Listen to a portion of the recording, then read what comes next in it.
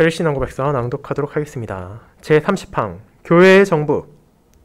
우리는 이 참 교회가 반드시 우리 주님께서 그분의 말씀에서 가르치신 영적인 질서에 따라 치리되어야 한다고 믿습니다. 교회는 하나님의 말씀을 설교하고 성례를 집행하는 성직자 또는 목사들이 있어야 하며, 또한 목사와 함께 그 교회의 회의를 구성하는 장로들과 집사들이 있어야 합니다. 말씀과 성례와 권징과 같은 방편들로 교회의 직분자들은 참 신앙을 보존합니다. 즉, 교회의 직분자들은 참된 교리가 그 방침대로 받아들여지는지, 악한 사람들이 영적인 방법으로 권징을 받으며 제지되는지, 그리고 또한 가난한 사람과 고통 중에 있는 모든 사람들이 필요에 따라 도움을 받고 위로를 받는지를 살핍니다. 신실한 사람들이 사도 바울이 디모데에게 전하여준 규칙에 따라 선출될 때 이러한 방편들로 모든 일이 적당하고 선한 질서 속에서 실행될 것입니다. 제31항 교회의 직분자들. 우리는 하나님의 말씀 사역자들과 장로들과 집사들이 하나님의 말씀에 규정된 대로 선한 질서 가운데 기도로 교회의 합법적인 선거를 통해 그들의 직분에 선출되어야 한다고 믿습니다. 그러므로 부적절한 방식에 의해 간섭받지 않도록 모두가 주의해야 합니다. 그 사람은 확실한 증거를 가지고 자신의 소명이 주님으로부터 온다는 것을 확신하기 위해 하나님의 부름을 받을 때까지 기다려야 합니다. 말씀의 사역자들은 어떤 위치에 있든지 동등한 권력과 권위를 가집니다. 왜냐하면 그들은 모두 유일한 우주적인 감독이시며 교회의 유일한 머리이신 예수 그리스도의 종들이기 때문입니다. 우리는 하나님의 이 거룩한 법령이 어지럽히지거나 거부되지 않기 위해 모든 사람이 말씀의 사역자들과 교회의 장로들을 그들의 봉사 때문에 특별히 존경해야 하며, 할 수만 있다면 불평이나 다툼 없이 그들과 화목해야 한다고 선언합니다.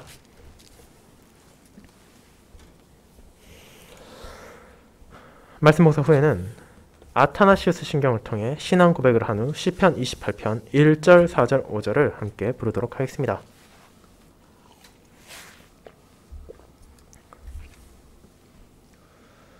사랑하는 주 예수 그리스도 안에 있는 형제 자매님들, 여러분이 교회를 다니지 않는 이웃이나 가족들에게 교회의 직분에 대한 대화를 나눌 기회가 있다면 그리 어렵지 않게 직분자들을 향하는 세상의 불신과 미움을 접하게 될 것입니다. 심지어 교회에 출석하고 있는 성도들 간의 대화에도 경우에 따라 직분자를 향한 사랑과 존경이 아니라 그들을 향한 배척과 반목이 배어나올 때도 있습니다. 이와 같은 잘못된 감정들이 어째서 생겨나는지에 대한 배경을 우리는 알고 있습니다.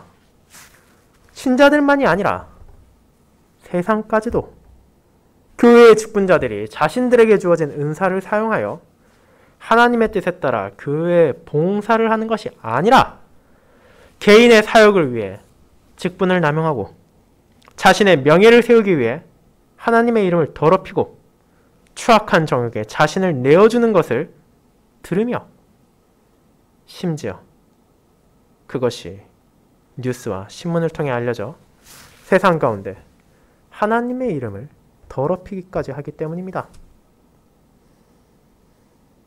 이 현실은 참으로 안타깝습니다. 자신들에게 주어진 소명을 깨닫지 못하고 마치 교회와 성도들이 자신을 위해 존재한다는 잘못된 생각을 가진 이들이 직분을 가지고 그것을 남용하기에 그런 것이며, 또한 그들의 과오로 인해 이 땅에서 하나님의 이름이 모독당하기에 더더욱 슬픈 일입니다. 하지만 해 아래에 새 것이 없다는 전도자의 선언과 같이 이와 같은 직분에 대한 죄악된 인식과 그에 따른 권한의 남용은 오늘날 갑작스럽게 생겨난 것이 아닙니다. 구약시대부터 하나님의 뜻을 왜곡하고 자신의 이득을 쫓아 거짓을 선포한 선지자들이 있었으며, 신약시대에도 거짓 교사들이 나타나 교회의 뿌리를 흔들려 했습니다. 그리고 그 결과 이런 잘못된 사례들의 반작용으로 인해 직분자에 대한 신뢰를 잃어버리고 아예 직분이 없이 교회를 다스리는 것이 옳다고 생각하는 회중교회들이 등장하기까지 이르렀습니다.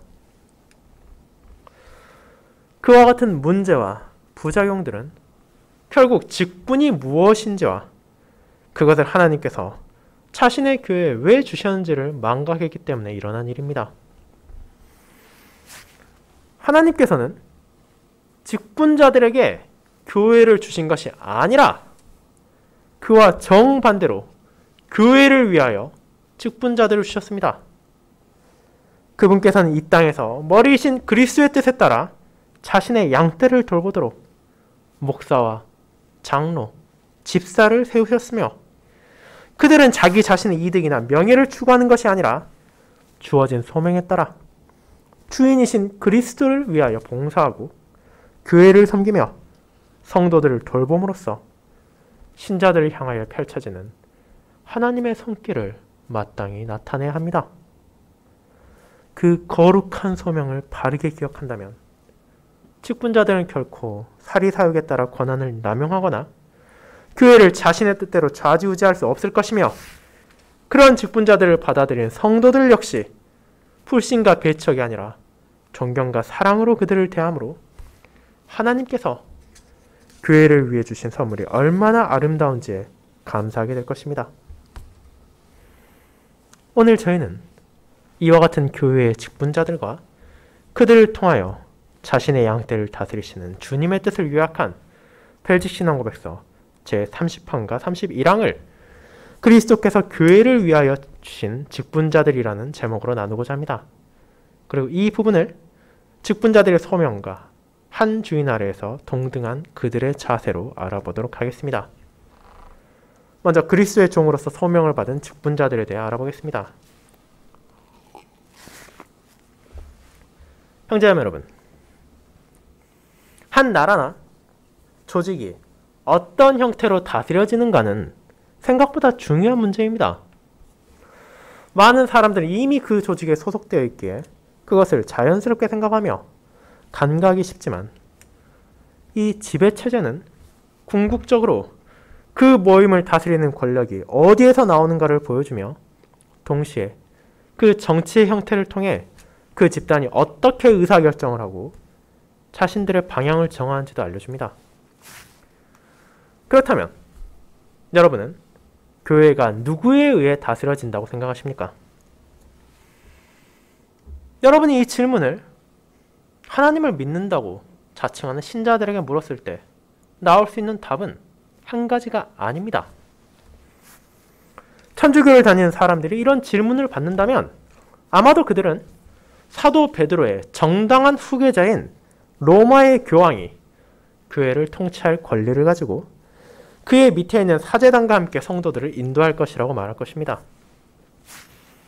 또한 한국에는 드물지만 동방정교에 속한 신자들에게 이 질문을 한다면 그들은 총대주교를 머리로 한 사제단들이 교회를 다스린다는 비슷한 답변을 할 것입니다.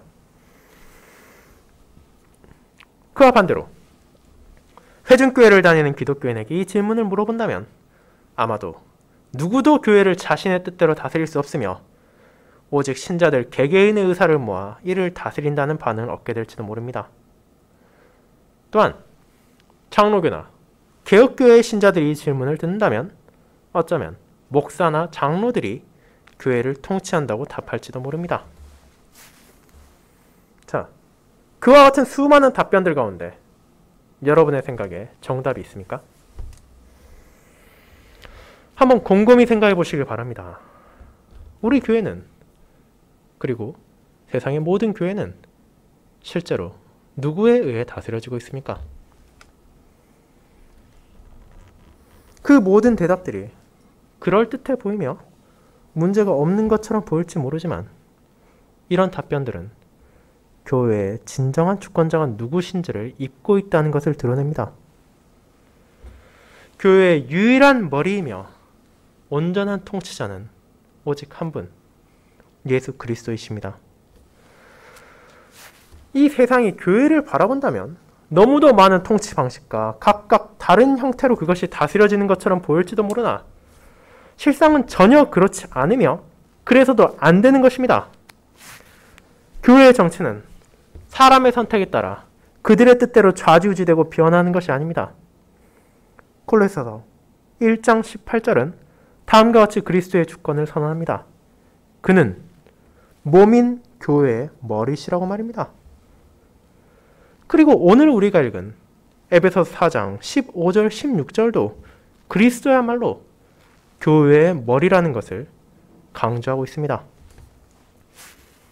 즉, 그분이 교회를 모으시고 그분이 교회를 지키시고 그분이 교회를 보존하시기에 그리스도께 속한 교회의 주권은 다른 누구도 아닌 오직 예수님께만 있는 것입니다.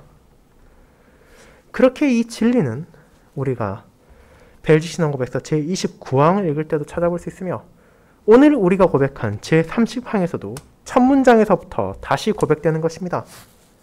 우리는 이 참교회가 반드시 우리 주님께서 그분의 말씀에서 가르치신 영적인 질서에 따라 치리되어야 한다고 믿습니다. 라고 말입니다.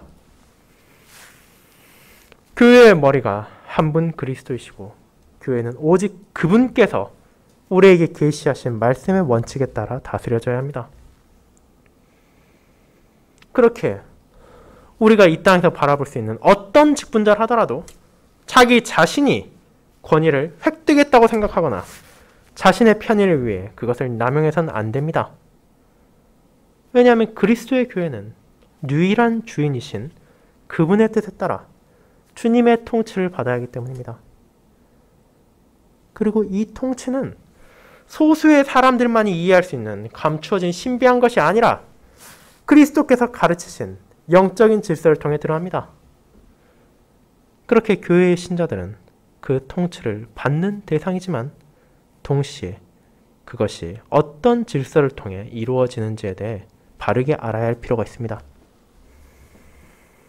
이제 우리는 다시 한번 신앙고백서가 말하는 질서가 어떻게 묘사되는지를 주목해야 합니다. 신앙고백서는 아무런 수식 없이 그저 질서라고 말하는 것이 아니라 영적인 질서라고 표현합니다. 이 수식어는 교회가 세상의 질서와 사회의 통치하는 다른 방식으로 지배된다는 것을 알려줍니다. 이 땅의 나라와 기업, 조직은 물질적인 방식에 지배됩니다. 그들은 자신들이 가진 물질적인 재화와 자산을 효율적으로 사용해서 구성원들을 보호하거나 수익을 내는 목적을 이루기 위해 운영됩니다. 하지만 그리스도의 교회는 영적인 질서에 따라 다스려지며 그에 따라 세상의 일반적인 조직들의 방식을 따르는 것이 아니라 영적인 방식인 그리스도의 말씀을 통해 다스려지며 그분의 백성들이 죄와의 싸움에서 패배하지 않도록 보호하고 그들이 진리를 떠나 방황하지 않도록 인도할 뿐 아니라 영원한 목적지로 함께 나아갈 수 있도록 돌봄으로 이루어지는 것입니다. 이와 같은 영적인 질서, 세상과 다른 통치를 위해 하나님께서는 자신의 교회들에게 선물을 주셨습니다. 오늘 읽은 에베소 4장에서 우리는 그것을 바라볼 수 있습니다. 하나님께서는 모든 성도들을 동일하게 만들지 않았습니다. 저와 여러분이 다르고 여러분의 가족 간에도 각각의 차이점이 있을 것입니다. 우리는 그 사실을 너무도 잘 알고 있습니다. 이는 마치 우리 몸의 신체가 다 똑같지 않지만 하나가 되어 움직이며 연결되어 있는 것 같습니다. 우리의 눈이 작용하는 것이 다르며 우리의 코가 작용하는 것이 다르고 우리의 손이 움직이는 것과 발이 움직이는 것이 다릅니다. 하지만 그렇다고 해서 그것들이 제 마음대로 각각 움직이는 것입니까? 그렇지 않습니다. 그 모든 지체는 하나가 되어 몸을 위해 움직이고 머리의 뜻에 따릅니다. 그리고 그와 같이 하나님의 자녀들은 자신들에게 주신 하나님의 은혜가 비록 다를지라도 그분께서 주신 은사들을 선용해야 합니다. 그리고 모든 성도들이 그와 같은 자세를 기억하고 그에 따라 살아야 하지만 특별히 직분자들은 이 사실을 더욱 명심해야 할 필요가 있습니다. 에베소 4장 12절은 직분을 교회에 주신 이유가 무엇인지를 분명하게 알려줍니다. 이 부분을 한번 펼쳐주시기 바랍니다. 에베소서 4장 12절입니다. 에베소서 4장 12절을 함께 읽어보겠습니다. 이는 성도를 온전하게 하여 봉사의 일을 하게 하며 그리스도의 몸을 세우려 하심이라. 자, 교회가 직분자를 위하여 있는 것이 아니며 성도들이 직분자를 위하여 있는 것이 아닙니다. 세상에서 그와 같은 잘못된 인식을 가진 이들이 아무리 많다더라도 하나님께서 전해주신 직분에 대한 진리는 그와 정반대입니다. 그들이 교회를 섬기기 위해 있는 것이며 그들이 성도들을 돌보기 위해 주어진 것입니다. 하나님께서 주신 선물에 따라 어떤 사람은 말씀 봉사자로 세워질 것이며 어떤 사람은 장로로, 어떤 사람은 집사로 세워질 것입니다. 하지만 그 모든 직분들은 오직 한 머리이신 그리스도의 뜻에 따라 그분의 양떼를 돌보기 위하여 주어진 것이며 그 소명에 따라 자신의 삶을 통해 하나님께 영광을 돌려야 합니다. 그것이 바울이 에베소 교회에 전한 직분자를 주신 하나님의 뜻이기 때문입니다. 그리고 우리는 그 하나님의 말씀을 통해 자신의 교회에 말씀 봉사자와 장로와 집사를 세우셨음을 알 수 있게 됩니다. 그리스도께서는 자신의 종들인 사도들을 통하여 초대교회 시절부터 이미 각 교회에 가르치는 장로와 다스리는 장로들을 세우심으로 말씀이 보존되고 성도들에게 필요한 영적인 돌봄을 베푸셨을 뿐 아니라 집사들을 세우게 하심으로 구제사역이 바르게 시행되어 자신의 자녀들의 육체적 필요까지도 외면하지 않음을 드러내셨기 때문입니다. 그렇다면 그리스도의 뜻에 따라 그분의 통치를 교회에 드러내는 선물로 주어진 직분자들이 무엇에 가장 집중해야 하는지도 우리는 제30항을 통해 알 수 있게 됩니다. 교회의 목사와 장로와 집사의 가장 중요한 소명은 무엇입니까? 어떻게든 더 많은 사람들을 교회로 끌어모으고 교회를 더 크게 짓고 더 많은 돈과 더 많은 권력을 집중시키도록 하는 것입니까? 그렇지 않습니다. 물론 교회 직분자들은 말씀을 전파하는 일에 소홀히 해서는 안 되며 길 잃고 헤매는 양들이 아버지의 말씀으로 돌아올 수 있도록 하기 위해 최선을 다해야 할 것입니다. 그리고 그 과정에서 우리에게 주어진 선물들을 선용해야 합니다. 하지만 그들이 주어진 가장 중요한 목적은 다른 무엇도 아닌 참 신앙이 보존되는 것입니다. 제29항에서 나타나는 말씀과 성례와 권징의 방편들이 교회에서 멈추지 않고 시행되어야 하며 그것이 참 교회의 표지인 이유가 무엇입니까? 우리는 그로 인한 수많은 유익들을 분명 말할 수 있지만 그것은 결국 단 하나, 참 신앙을 보존하기 위해서라고 정리할 수 있습니다. 교회에 복음의 순수한 설교가 있어야 하는 이유를 생각해 보시기 바랍니다. 그것은 타락하고 부패한 세상 가운데 연약한 우리가 진리를 붙잡고 살아가기 위해 필요한 것입니다. 우리가 매주일 하나님의 말씀을 듣고 그분의 진리를 되새기지 않는다면 어느덧 방향을 잃고 파멸로 향하는 멸망의 길을 나아갈 것입니다. 그렇기에 교회의 말씀 봉사자들에게 주어진 가장 중요한 소명은 바로 복음을 바르게 선포하는 것입니다. 많은 교회의 강단에서 점점 세상적인 방식이 자리 잡고 진리를 전하는 대신 청중들을 매혹하는 다양한 기술들이 목회자의 눈을 유혹할 뿐 아니라 자신의 생각과 의견을 말하고자 하는 충동이 생길지라도 그들은 매주일 강단에서 자신을 위해 그 자리에 서 있는 것이 아니라 하나님의 말씀을 전하기 위해 그곳에 있음을 기억해야 합니다. 그리고 성도들에게 주님의 뜻이 왜곡되어 전해지지 않도록 주의하며 그 말씀을 통해 신자들이 다시 한 주를 살아갈 수 있다는 것을 기억하며 소명에 임해야 합니다. 그뿐 아니라 직분자들은 교회에서 성령 하나님께서 믿음을 강화시키는 데 사용하시는 방편인 성례가 바르게 시행되도록 감독할 필요가 있으며 신자들이 잘못된 방향으로 나아가고 삶과 교리에서 그리스도의 뜻을 거부할 때 권증을 통해서 바른 길로 돌아오도록 권면함으로 교회의 유일하신 머리 예수 그리스도의 뜻을 세워야 합니다. 그리고 이 목적을 위해 교회에는 목사만이 아니라 장로와 집사가 주어졌습니다. 구약시대 왕과 제사장, 선지자들을 통해 언약 백성들을 돌보신 하나님께서는 신약시대 목사와 장로와 집사들을 통해 여전히 자신의 자녀들을 공의와 사랑의 손길로 돌보고 계심을 증거하십니다. 그렇다면 장로는 무엇을 하는 직분입니까? 성경은 장로의 기본적인 소명이 다스리는 것임을 알려줍니다. 장로 가운데 가르치는 장로인 목사가 말씀 선포에 중점을 두고 하나님의 뜻을 말씀으로 전함으로 그분의 다스림을 드러낸다면 다른 장로들은 우선적으로 다스림을 통해 하나님의 뜻을 바르게 교회에 드러내는 소명을 받았습니다. 그 소명은 크게 세 가지로 나눠볼 수 있습니다.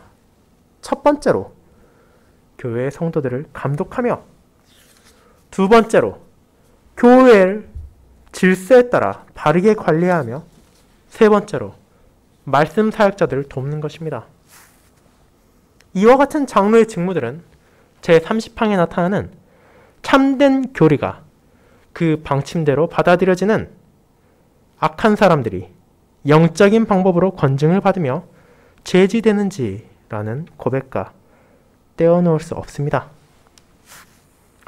장로들은 회원들을 신방하고 그들과의 교제를 통하여 공적으로 선포되고 함께 고백하는 진리 가운데 그들이 실제로 살아가고 있는지를 살펴야 합니다.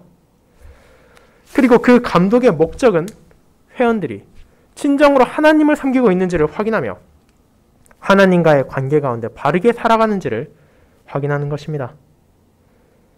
이를 위하여 장로는 연약한 성도들을 말씀으로 위로하며 가르쳐야 하며 그들이 돌이키지 않고 회개하지 않을 때는 책망하고 권면해야 할 필요가 있습니다. 만약 그럼에도 죄를 돌이키지 않고 악을 고집한다면 권증을 집행하는 것이 그들의 소명입니다. 동시에 장로들은 교회가 하나님의 뜻에 따라 선한 질서에 따라 관리되도록 해야 하며 목사와 집사와 함께 하나님께서 맡기신 양무리를 돌봄으로 그분께는 영광을 돌리고 신자들이 아버지의 손길을 경험할 수 있도록 해야 합니다. 그리고 그 과정에 있어 말씀 사역자들을 도울 의무도 장로들에게 주어져 있습니다. 목사가 혹이라도 잘못된 방향으로 나아가거나 강단에서 진리가 아닌 세상의 가르침이나 개인적 사상을 전파하려 할 때 장로들은 그와 같은 이상한 가르침을 허용해서는 안 되며 그런 잘못을 깨우치도록 목회자를 권면해야 하는 소명까지도 받았습니다. 그리고 이와 같은 장로의 직분이 얼마나 중요한지를 알고 있기에 베드로와 바울은 교회에 장로 세우는 것을 결코 게을리하지 않았습니다. 자, 그렇다면 집사는 어떻습니까? 우리는 사도행전 6장에서 집사들이 어떤 상황에서 무엇을 위하여 세워졌는지를 볼 수 있습니다. 그들은 교회의 구제에서 문제가 발생했을 때 세워졌습니다. 초대교회 시절 수가 한정되어 있던 사도들로서는 말씀을 선포하며 동시에 그 모든 구제들에 관여하기가 힘들었습니다. 그렇게 제30항에 나오는 고백과 같이 집사들에게 구제의 사역을 맡김으로 교회 안에 있는 가난한 사람과 고통 중에 있는 모든 사람들이 필요에 따라 도움을 받고 위로를 받을 수 있게 한 것입니다. 이와 같은 형제와 자매를 향한 사랑은 물론 집사만이 아니라 모든 성도들이 가져야 할 자세입니다. 하지만 그럼에도 하나님께서는 특별히 집사들을 세우심으로 성도들이 사랑으로서 서로를 섬기는 것을 돕고 그들의 필요가 혹시라도 빠지거나 부족하지 않도록 채울 수 있는 소명을 주신 것입니다. 이와 같은 직분자들, 목사와 장로와 집사가 여러분을 하여금 누구를 바라보게 합니까? 구약시대 하나님의 종이었던 선지자와 왕, 제사장들이 오실 그리스도를 성도들이 바라보게 한 것처럼 신약시대의 직분자들 역시 신자들로 하여금 부족한 자기 자신들이 아니라 그들의 머리이신 예수님을 바라보도록 인도합니다. 그들의 모든 직분은 결국 그분만을 가리키고 있기 때문입니다. 말씀 선포자들이 진리를 순수하게 전할 수 있도록 그들에게 지혜와 힘을 주시는 분은 누구십니까? 장로가 교회의 성도들이 고백한 진리 가운데 살아갈 수 있도록 살피고 위로하며 권면하게 하시는 분은 누구입니까? 집사로 하여금 하나님의 자녀들의 현실적인 어려움과 고통을 도우시는 분은 누구십니까? 바로 한 분, 예수 그리스도 분이십니다.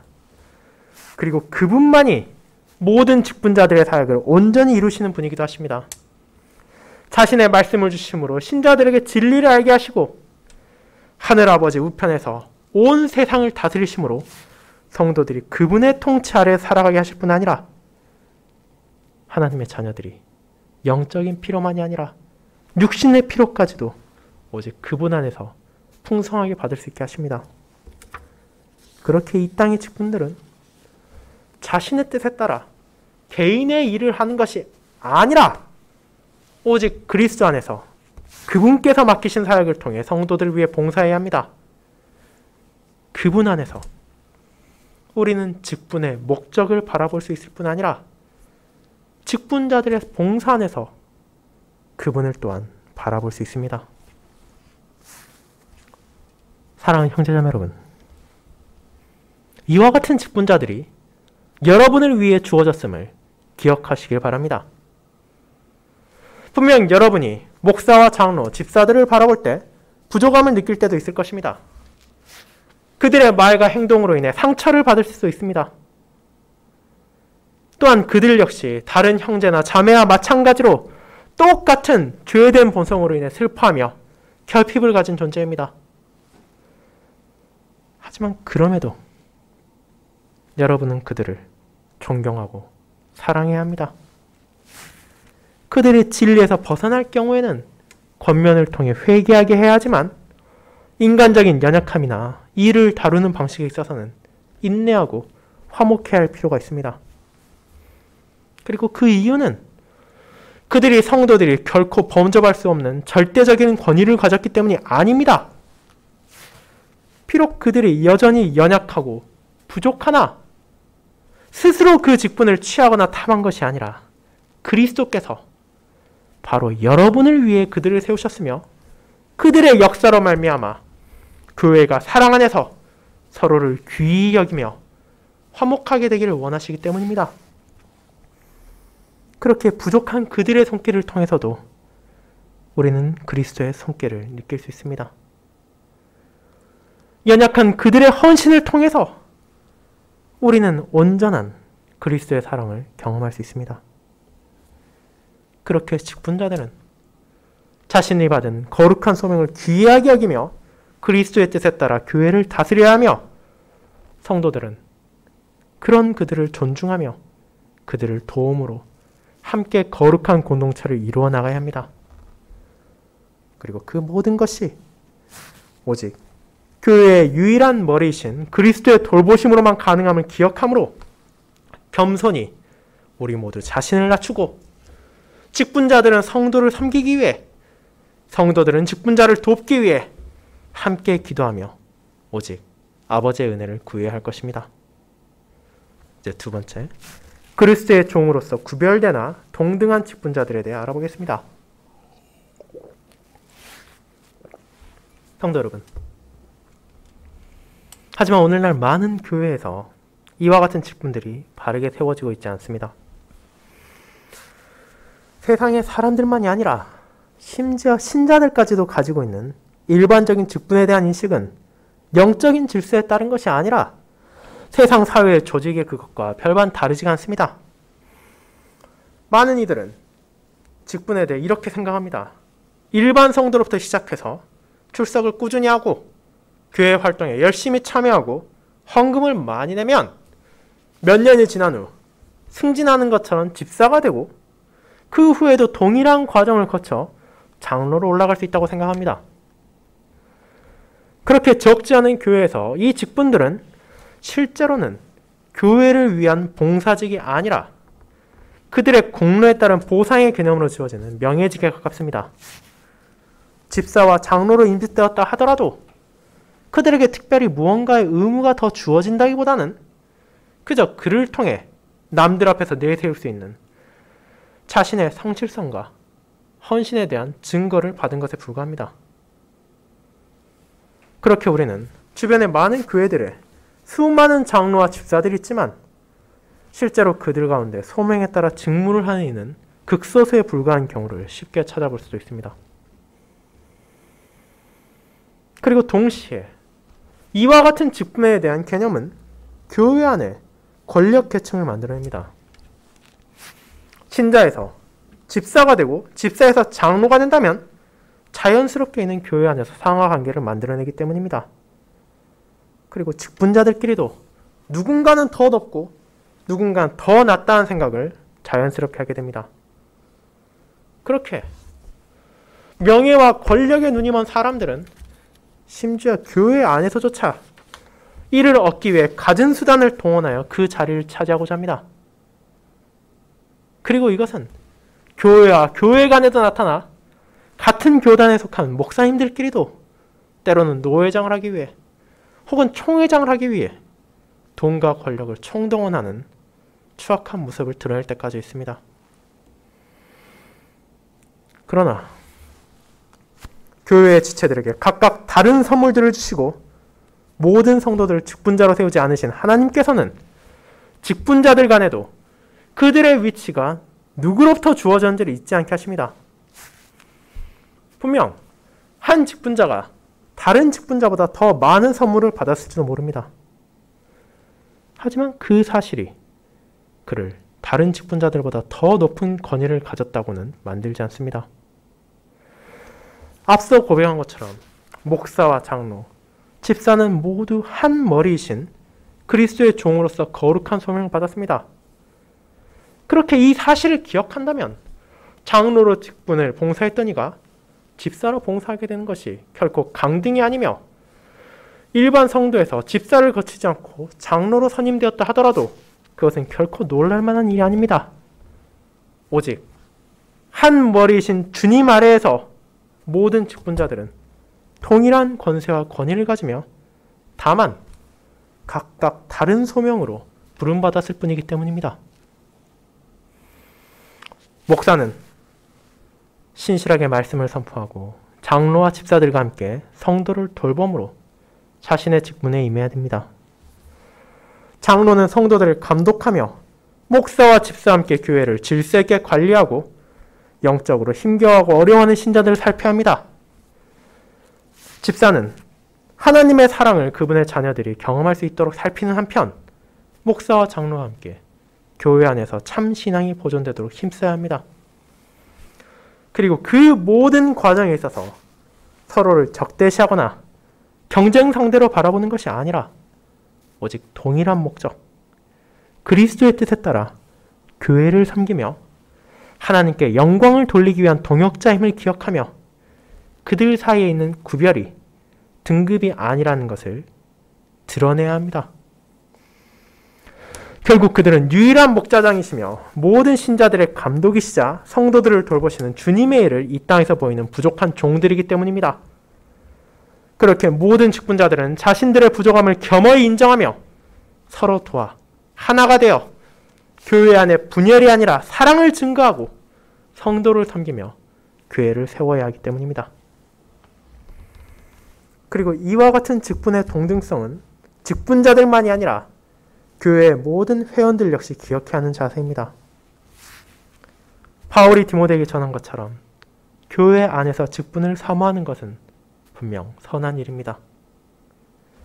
그러나 그 목적은 어디까지나 주님의 뜻에 따라 교회를 섬기는 일에 자신을 바치기 위한 것이지 결코 허황된 명예나 권력을 탐하기 위해서가 아니어야 합니다. 교회의 모든 남자 회원들은 말씀을 묵상하며 성도를 사랑하며 그 모든 것을 주님의 뜻 안에서 행함으로 이를 준비해야 할 것이며, 여자 회원들은 그런 남자들을 도움으로써 그들의 남편을 격려하며 그들에겐 때로는 위로를, 때로는 권면을 통하여 그 과정을 함께해야 할 것입니다. 그와 같은 모습들이 교회 안에 드러나므로 우리는 서로를 통해서 그리스도를 바라볼 수 있게 됩니다. 직분자들의 봉사와 헌신으로 말미암아 우리 신자들의 고백이 단순히 입에서 멈추는 것이 아니라 삶 가운데 나타난다는 것을 바라보며 그들을 통해 격려와 위로를 받으며 함께 그 길을 나아갈 수 있을 뿐만 아니라 한 몸이 되어 그 일을 수행하는 가운데 신자들의 공동체가 세상의 집단과는 전혀 다른 원리 가운데 이루어지며 세워진다는 것을 경험할 수 있게 됩니다. 사회의 조직이 각자의 이득과 권력과 명예를 탐하는 가운데 지위를 획득할 때 그리스도의 교회는 한 머리이신 주님 아래에서 오히려 자신을 낮추며 겸손히 봉사함 가운데 직분을 수행하기 때문입니다. 그와 같은 직분자들이 자신의 뜻이나 자신의 에고에 따르는 것이 아니라 오직 그리스도의 뜻에 따라 하나가 되어 교회와 성도를 섬길 때 모든 성도들은 그들을 통해 자신들에게 진리의 말씀을 베풀어 주시고 다스리며 인도하시고 돌보시는 주님의 손길을 경험할 수 있게 됩니다. 그리고 그 모든 과정에서 경쟁이나 배척이 아니라 자기 부인과 겸손과 헌신이 나타나므로 직분자를 포함한 모든 성도들은 교회의 유일한 머리이신 그리스도께만 영광을 돌려야 합니다. 사랑하는 성도 여러분, 이 모든 것들을 여러분이 바르게 기억한다면 그리스도의 교회에 직분자가 임직되는 것이 얼마나 큰 은혜인지를 깨달을 수 있을 것입니다. 목회자로 봉사하고 있는 저는 물론이거니와 오늘 세워진 장로와 집사로 세워진 형제들 또한 여러분 위에 군림하기 위해서가 아니라 자신을 낮춰 여러분을 섬기고 여러분을 위해 봉사하기 위해 주님의 종으로 불려졌습니다. 그렇기에 그들을 사랑하고 그들을 존경하며 그들의 약한 부분을 인내하고 그들에게 주어진 거룩한 소명을 성실히 수행하며 살아갈 수 있도록 기도해 주시기 바랍니다. 그리고 그들의 사역 가운데 모든 신자들의 주이시며 목자장 되신 그리스도를 바라보며 올 한 해도 직분자들을 통해 여러분을 돌보시고 여러분을 인도하시는 주님께 감사하시길 바랍니다. 아멘.